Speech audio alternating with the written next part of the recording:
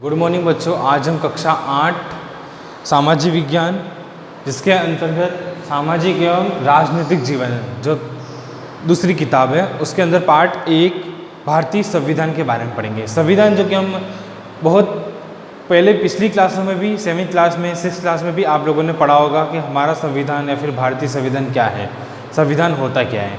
संविधान में हम नीति नियम को शामिल करते हैं जो कि सरकार के द्वारा बनाए जाते हैं। ये हम सामान्य भाषा में सरल शब्दों में समझ सकते हैं या बता सकते हैं कि भारत सरकार के द्वारा कुछ नीति नियम अपनाए गए हैं या फिर आदर्श अपनाए गए हैं, बनाए गए हैं, उसको हम संविधान के अंतर्गत शामिल करते हैं।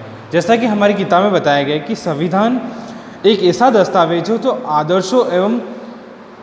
आदर्शों को सूत्रबद्ध करता है जिसके आधार पर नागरिक अपने देश को अपनी इच्छानुसार और अपने सपने के अनुसार रच सकते हैं। यानी संविधान ऐसे आदर्शों की व्याख्या करता है जिसमें नागरिक स्वतंत्रता से अपनी इच्छा अनुसार रह सके व काम कर सके। यानी संविधान ही बताता है कि हमारे समाज का मूलभूत स्वरूप क्या हो, हमारे समाज का मूलभूत स्वरूप क्या हो, यह हमारा संविधान बताता है।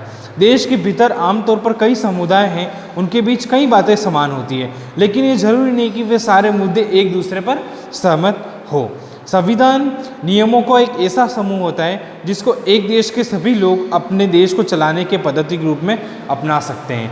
यानी कि संविधान एक ऐसा पद्धति या नियम बताया कि एक देश के लोग सभी उन आदर्शों व नियम पर चल सके। इसके जरिए वे न केवल यह तय करते हैं कि सरकार किस तरह की होगी, बल्कि उन आदर्शों पर भी एक साझा विकसित कर सकते हैं जिनकी हमारा देश की रक्षा हमें करनी चाहिए।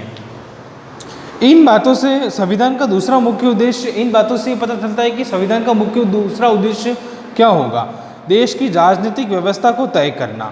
नेपाल के पुराने संविधान में कहा गया है कि देश की शासन की बागडोर राजा और मंत्रियों के हाथ में रहेगी। जिन देशों के लोकतांत्रिक शासन या पद्धति राजा व्यवस्था चुनी है वहाँ निर्णय प्रक्रिया यह नियम तय करते हैं कि संविधान बहुत अहम भूमिका अदा करता है। लोकतंत्र में हम ऐसा नेता चुन सकते हैं कि हमारी और वे सत्ता का जिम्मेदारी एक साथ संभाल सकें। यानी संविधान के नीति नियम चलाने के लिए हम एक लोकतंत्र के अंतर्गत हम नेता का चुनाव करते हैं। भाई कौन सा नेता सही होगा, कौन सा नेता गलत होगा, जो हमारे लोकतंत्र को आगे अच्छे से चला सके, जो कि चुनाव के द्वारा चुना जाता है। फिर अब आगे हम पढ़ेंगे कि लोकतांत्रिक समाजों में प्रायः संविधान ही ऐसे नियम तय करता है कि जिनके द्वारा राजनेताओं के हाथों सत्ता के दुरुपयोग को रोका जा सकता है। भारतीय संविधान में ऐसे बहुत सारे कानून मौलिक अधिकारों वाले खंड दिए गए हैं।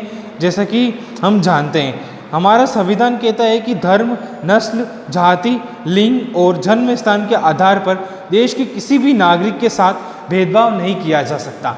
यानी कि हमारा संविधान एक यह भी बात बताता है कि हम धर्म, नस्ल, जाति, लिंग किसी के साथ भी कोई भी भेदभाव नहीं कर सकते हैं। इस प्रकार समानता का अधिकार भारतीय संविधान में दिया गया जो कि एक मौलिक अधिकार भी माना जाता है। इस तरह के भारत में लोकतंत्र में संविधान का एक महत्वपूर्ण काम होता है कि कोई भी ताकतवर समूह किसी दूसरे या कम ताकतवर समूह या लोगों के खिलाफ अपनी ताकत का इस्तेमाल न करें। इस तरह अस्वस्थ होने के लोकतंत्र समाजों के पैदा हो सकते हैं जहां बहुमत वाला गुट लगातार फैसले लागू करता है।